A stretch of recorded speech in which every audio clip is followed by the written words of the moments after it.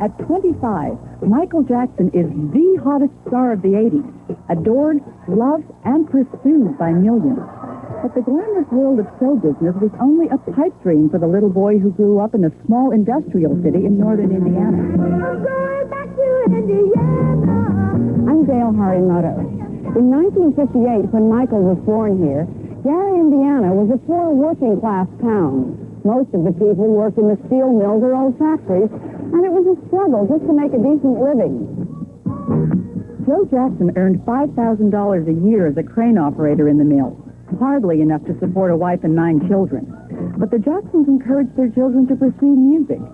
Music, they hoped, would be the way out.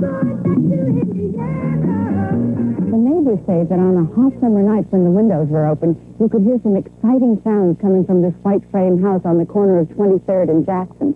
In fact, it was one of the neighbors who suggested calling the boys the Jackson 5.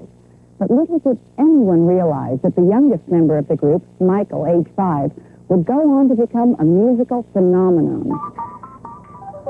Walter Nelson grew up next door to the Jackson boys. A lot of late-night conversations took place between the bedroom windows of these two houses. But Walter remembers Michael as the quiet one. He didn't play, like with the other kids as much. Like we would play baseball and marbles and rascal and things of that nature. Mike didn't. He stayed away from that. He was kind of shot in. Walter, is there one story you remember about Michael as a kid? Yes, my father got a new car. And you know how you open the car door and the buzzer sound? Uh-huh. Okay, Mike actually got harmony with the buzzer. You had to sing high to make that sound with the buzz on the car, and I remember that when I see him today, how in the world could he do that?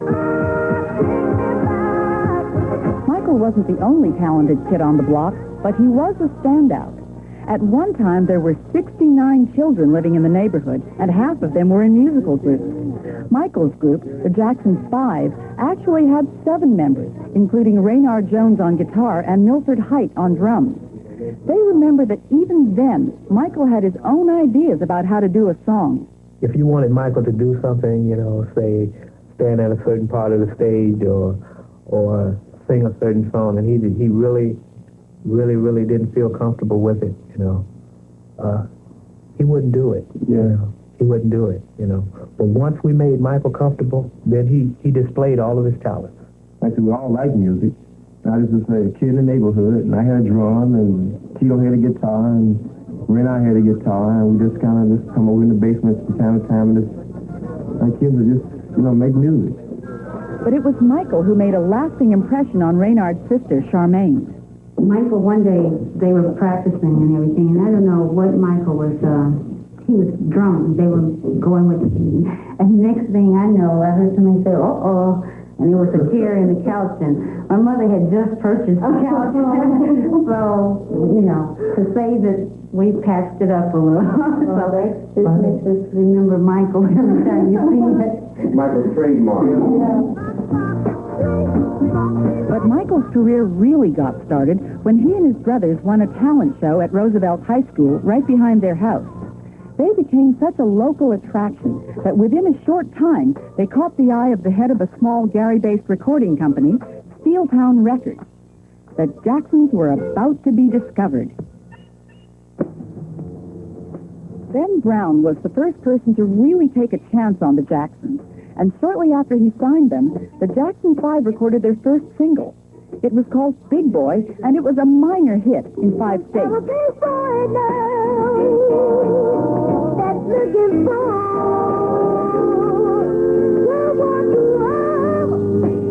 Michael certainly has the reputation of being very shy, almost reclusive now. Was he like that then?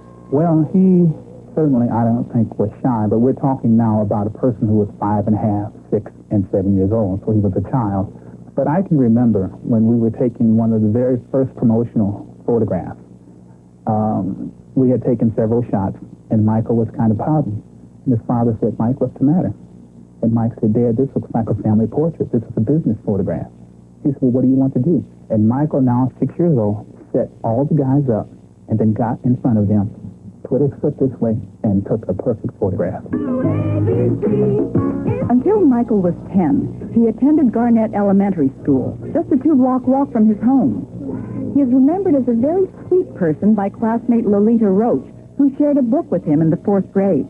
The teacher asked if anyone would share a book. So Michael raised his hand and said, I'll share. I went over there, and he sat and he turned the pages, and way before his time, because the average kid would be pulling the book and saying, I don't want to share, But he didn't, And then I started having well, I've never said this before. Never said it before, but then I started having sort of like a little crush on him because because of that incident. Oh, I do remember one other thing. We had a store downtown called Kresge's. I'm sure that's where he got them. And he came into Miss Finkadow's class. This was in the 5th grade. And he gave Greta and I and Tanya Glenn these little chains. He couldn't have paid any more than about $1 for them. And he brought them to us and told us that he was leaving. And we often kid one another about those chains. If we would have kept them, they would have been worth millions.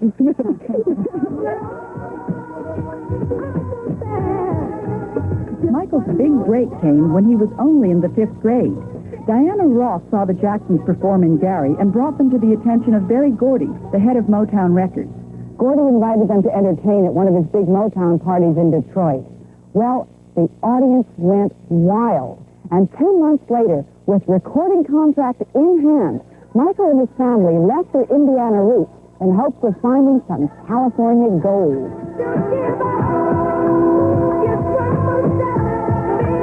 When we come back, we'll see some exclusive photos of Michael. It's 1970. Michael and his family had moved out of their cramped 2-bedroom home in Gary, Indiana, into this spacious home in the Hollywood Hills. But now, the Jacksons were preparing for an even bigger move, this time to the top of the charts with the hit single that would establish Michael and his brothers as bona fide stars. I Want You Back is still considered to be one of the all-time greats. For songwriter and producer Freddie Perrin, this was the beginning of a professional and personal relationship with Michael that would continue over the years. He was a normal kid. They would write little things on a piece of paper and put double-edged tape on it and say, hey, how you doing? And then the back of it will say, hit me. And you wonder why everybody's hitting you, They did all sorts of little jokes and things like that. But when it came time to work, he was the hardest worker I ever worked with. The Jacksons had their first of many hits, putting them on an equal par with other Motown greats, the Temptations, the Four Tops, and the Supremes. Mary Wilson of the Supremes affectionately describes Michael this way. He's the brat. He was so much in love with life. But Michael, my son, and Chico, Dinah's brother, were like 3 little, what's going on here? And they were into everything. So I would say he was a typical young boy, but who had extraordinary talent. Michael and the Jacksons had one success after another, and by the late 70s, we see Michael emerge as an aggressive and exciting solo performer. But there is another side to Michael that the public rarely sees. The introverted young man who lives behind closed gates in Encino, California. Todd Gray spent 4 years photographing Michael at home. These exclusive shots give us a rare look into Michael's personal life. His basic personality is that of an introvert or quiet person, a person that enjoys reading. He's very comfortable and at ease with himself.